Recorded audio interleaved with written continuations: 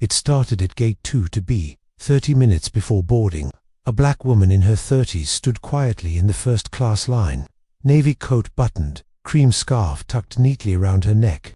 She wasn't talking, wasn't fidgeting, wasn't doing anything but waiting her turn. And somehow, that alone became the problem.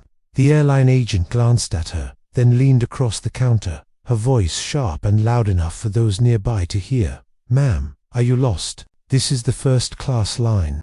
The woman didn't respond with sass or attitude. She just raised her eyebrows slightly and said, "I'm exactly where I need to be." But that wasn't enough.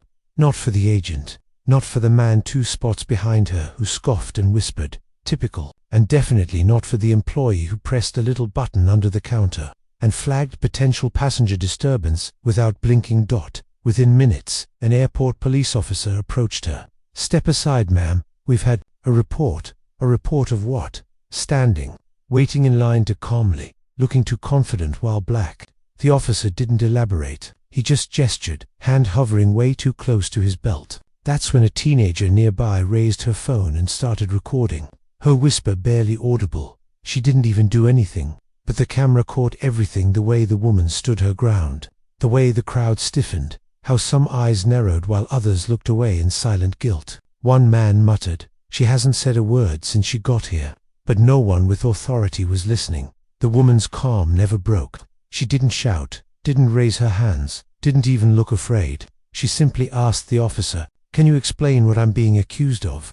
The agent behind the counter chimed in before he could answer. She stared at me. Her posture was aggressive. It felt threatening. That word threatening cut through the air like a slur. It wasn't about what she did. It was about what they thought someone like her could do. And suddenly, being tall, composed, and unbothered became a threat to security. People in line began to shift. A woman pulled her child closer. A man whispered something to his wife. And that's when the second officer arrived. 2 officers, for a woman who had yet to move, yet to shout, yet to do anything but exist. The woman took a breath, deep and steady. Her voice didn't waver. "You can call whoever you need to call," she said. "I'm not going anywhere until you tell me exactly what I did wrong."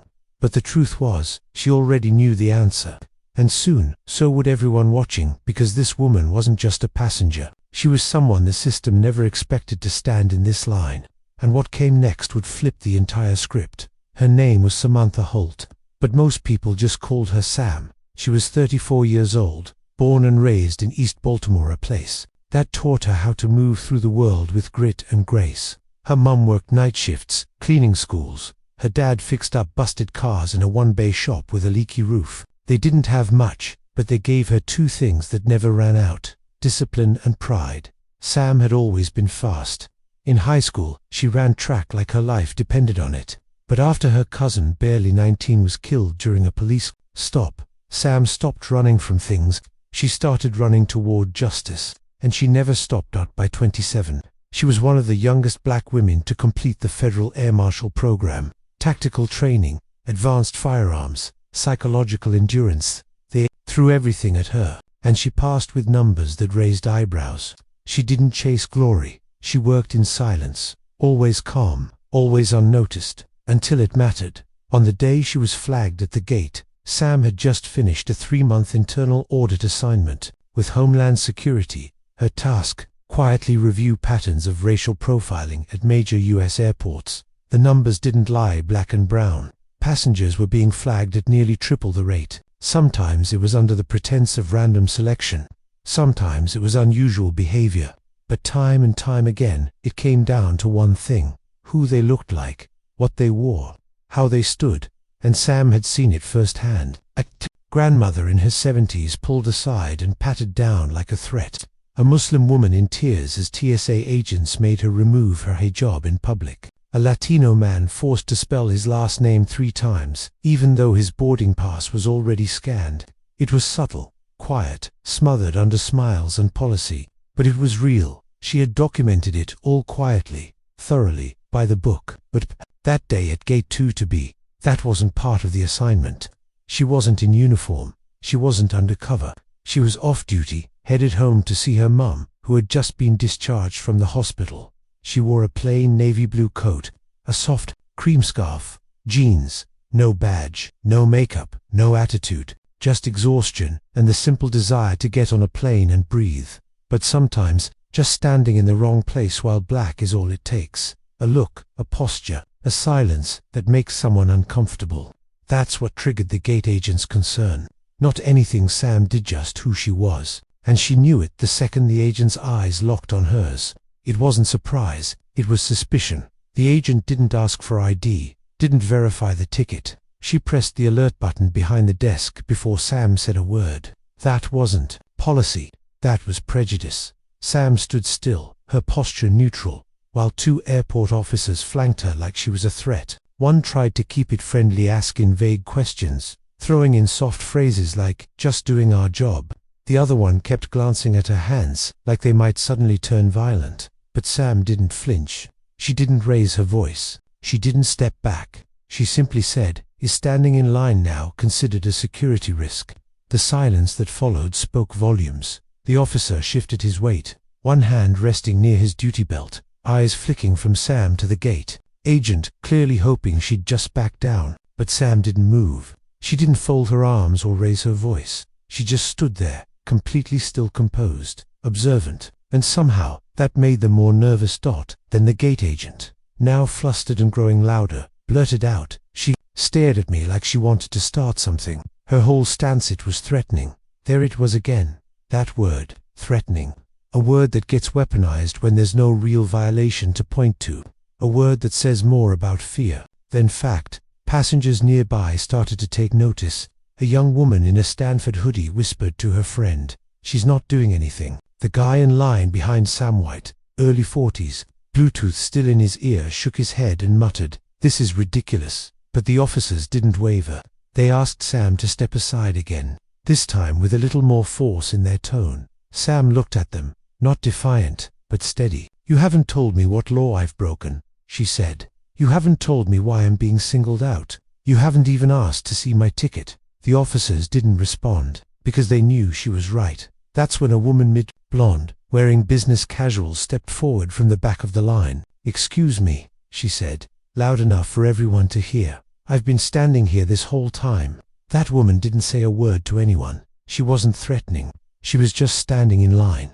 "What exactly is the issue?" There was a pause, a long, uncomfortable pause. The officers didn't have an answer. The gate agent just glared at the woman and said, "We're handling it." But it was already too late. People had started filming. The phones were out. The murmurs were growing. The crowd wasn't hostile. They were skeptical. And when a crowd turns skeptical, the illusion of authority starts to crack. Then from the jet bridge, a flight attendant emerged, Latina, mid-30s, sharp eyes. She glanced at Sam and froze for half a beat. Sam didn't flinch. She knew that. Look, recognition. The flight attendant didn't say Sam's name. She didn't need to. She simply walked over to the gate agent and said quietly, "You need to be careful. That woman is not who you think she is." The agent rolled her eyes. "I know what I saw." "No," the flight attendant said flatly. "You don't." And with that, she turned and walked back down the jet bridge. No badge, no reveal, no confrontation, just a seed planted, and it was enough to shift the atmosphere. The officers exchanged a look. One pulled out a radio. Sam said nothing. She didn't need to. The narrative was already unraveling. She was still standing, exactly where she'd been all along. The officer with the radio stepped away, speaking in low tones, but Sam could tell by the stiffness in his shoulders it wasn't a routine call. He wasn't just checking ID or confirming boarding status. He was escalating, and she knew what that meant. This was the part where the situation could spiral. The part where non-compliant gets thrown around, even when you've complied with everything. The part where being silent, calm, and black becomes a danger all by itself. The second officer stayed close, not saying much. His eyes kept darting toward the cluster of passengers now watching like an audience. Cameras were up. A live stream was already running. Sam could hear someone whisper behind her, "She's gonna go viral. This is messed up." But she stayed still. She didn't want viral. She wanted a... The gate agent, meanwhile, wasn't backing down. Emboldened by the silence of authority, she crossed her arms and said loudly, "You should have just gotten in the right line instead of trying to intimidate staff." The crowd reacted with a collective shift, shoulders tensing, heads turning. One guy near the wall muttered, "Wow, she's really doubling down." And then, the woman in business casual spoke again. "She's in the right line. She has the ticket. I saw her check it. You just assumed she didn't belong here." The gate agent shot back, "And who are you to make that call?" The woman didn't flinch. A person with eyes, a person with a conscience. The gate agent's cheeks flushed, and she looked away, but the damage was done. Now the crowd wasn't just watching, they were choosing sides. And those sides weren't falling the way the airline had hoped. Then came the third voice, a teenage girl, maybe 16, near the end of the line. She hadn't said a word until now, but her voice was clear and brave as she asked, "Is she being arrested or something?" Because she didn't even move. "I've been filming the whole time." The words cut through the space like a bell. A teenager, a phone, a sentence that made the officers visibly uncomfortable. "No one's under arrest," the officer finally said. "We're just trying to resolve a misunderstanding." Sam turned to him, calm as ever. "Then let's resolve it. Show me the policy that says standing quietly in line becomes a threat." He didn't answer. He couldn't. And in that moment, something shifted. The officer lowered his hand from his belt. The crowd leaned in. The truth was clear. Even without anyone saying it directly, they'd picked the wrong woman, and she wasn't just standing her ground. She was revealing theirs. The officer who had stepped away returned, his tone quieter now. He leaned over to whisper something to the other officer, too low for anyone to hear. Sam watched him carefully. His whole posture had shifted, from authority to uncertainty. Whatever he'd just been told, it wasn't helping their case.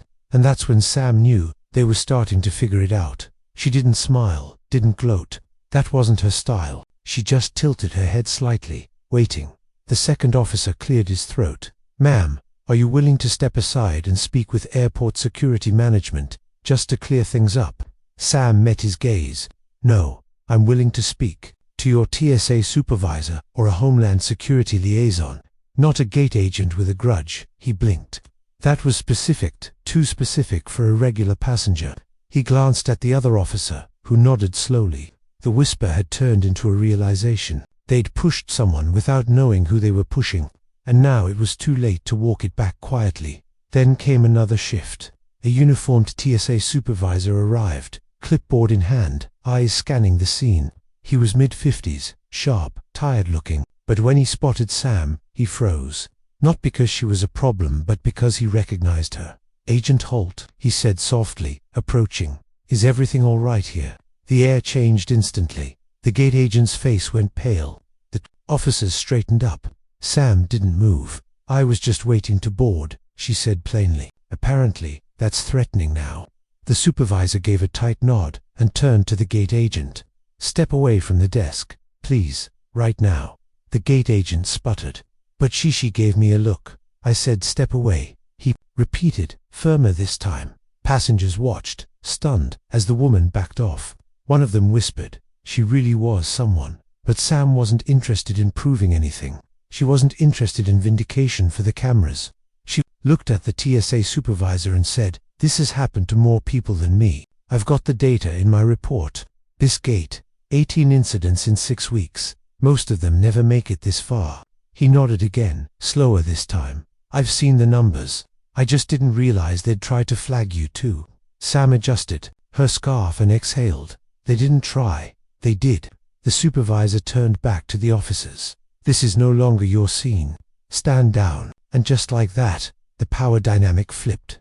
No badge flash, no scene, no threats, just truth. Proto Calland, a woman who knew the system better than anyone in that terminal. She didn't ask for an apology. She didn't need one. The silence around her was enough, because now everyone watching knew she was the one person in that line who had every right to be there, and every reason not to walk away. Sam didn't board right away. She stood to the side as the crowd slowly quieted, people turning back to their phones, their bags, their conversations. But something had changed. The tension had cracked open, and what came pouring out wasn't just relief, it was reflection. The same people who had looked at her with suspicion were now whispering to one another with unease, not about her, but about themselves, about what they had just witnessed, about how close they had come to letting it slide. The TSA supervisor walked with Sam a few feet away from the gate, out of earshot. "I didn't know you were flying today," he said. She nodded. Off duty, visiting my mother, or at least I was trying to. I'll file the incident report myself, he added. You won't need to do a thing. But Sam just looked at him, calm and direct. Oh, I'll be filing something. Not just for me, for every passenger who's been flagged by that agent this month. I've got footage, witness statements, timestamps. You'll have it by Monday. The supervisor swallowed hard. Understood. Sam had no interest in revenge. She was far more dangerous than that. She was interested in facts, documentation, accountability, and she had built a career out of knowing exactly how to follow the rules in a system designed to pretend it has none. Back at the gate, the two officers had quietly stepped aside, now radioing in that the situation had been resolved. But what they didn't say, what no report would reflect, was that the situation had only been created in the first place by a cocktail of bias and pride, and it had only been resolved because their target knew exactly how to dismantle it without raising her voice, without flashing her badge, without even moving her feet. Then came the twist no one expected. As the boarding call was finally announced, a woman mid-30s, black, dressed in business casual, approached Sam cautiously. I saw what happened. I just want to say thank you for how you handled it. My teenage son was watching, and it meant something. Sam gave her a small nod. That's why I didn't walk away. But the woman continued, quietly. I work for the Department of Transportation. And this isn't the first complaint we've heard about this gate team. If you file that report, it won't be buried.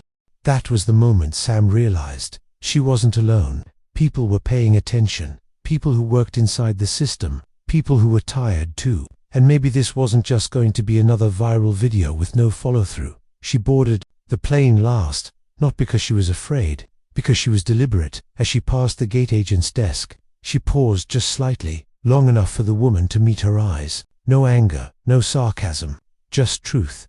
Sam leaned in and said, being wrong doesn't make you a bad person, but refusing to learn from it, that's a choice.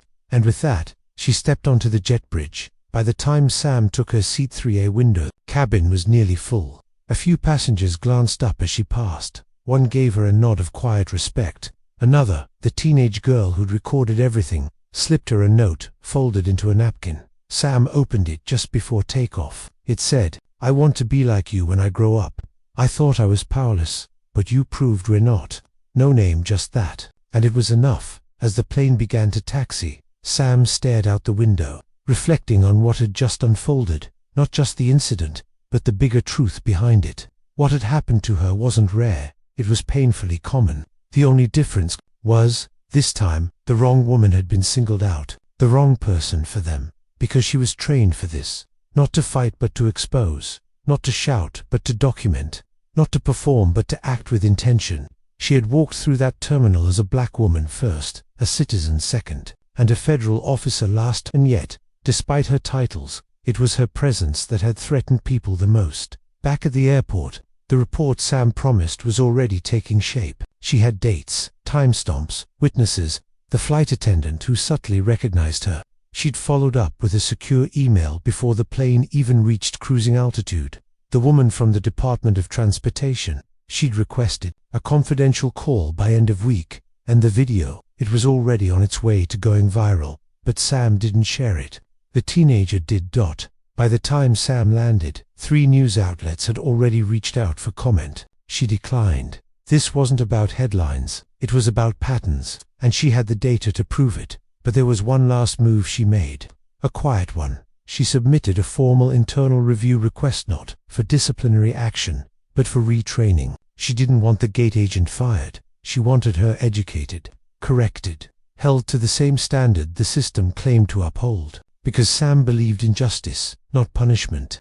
And justice, she knew, meant change. That, perhaps, was the real twist. That the most powerful person in that airport wasn't the loudest or the most armed. She wasn't even on the job. She was just paying attention. And because she was, everything changed for that gate agent, for the officers, and for every traveler who might look like her, speak like her, or dare to stand where someone thought they didn't belong. The uniform might have been off, but the badge never left her, and it didn't need to be shown to shift the power. It just needed to exist. 3 days after the flight, Samantha Holt sat on the porch of her mother's home, sipping coffee from a chipped blue mug she'd used since childhood. The sun had barely risen, and the world was quiet, something she hadn't experienced much lately. Her phone buzzed beside her.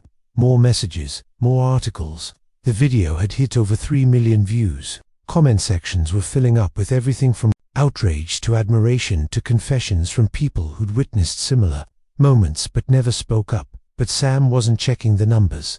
She was reading the messages that mattered, the ones from young women saying, "I didn't know someone like you existed," and from tired mothers who said, "You made me feel less invisible," and that teenage girl from the gate. She'd found Sam's professional contact through the DOJ public records page, sent a simple email, no emoji, no fanfare, just asterisk, "Thank you for not walking away. I used to think staying quiet kept me safe. I don't think that anymore." That one made Sam sit in silence for a long while, because the truth is she had almost walked away, not out of fear, out of fatigue. You get tired of proving your humanity to people who refuse to see it. You get tired of being the calm one, the rational one, the patient one. But in that moment at the gate, surrounded by cameras and silence and bias and tension, Sam had made a choice, not to walk away quietly, not to fight loudly, but to stand with purpose.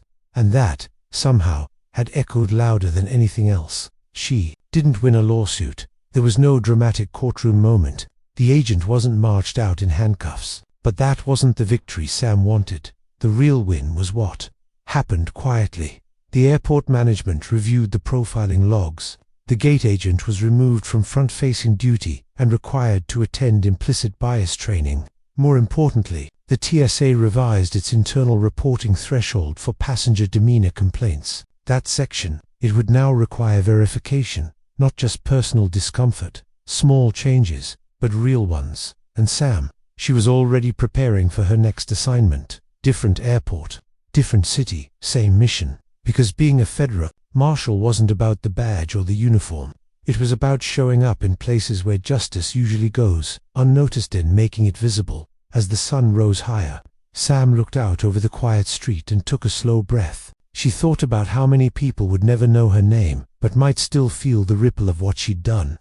Not because she shouted, not because she resisted, but because she stood. And in standing, she reminded everyone watching the system itself that dignity is not optional, that silence is not consent, and that the most dangerous kind of strength is the kind that doesn't need to be proven, it just needs to be present.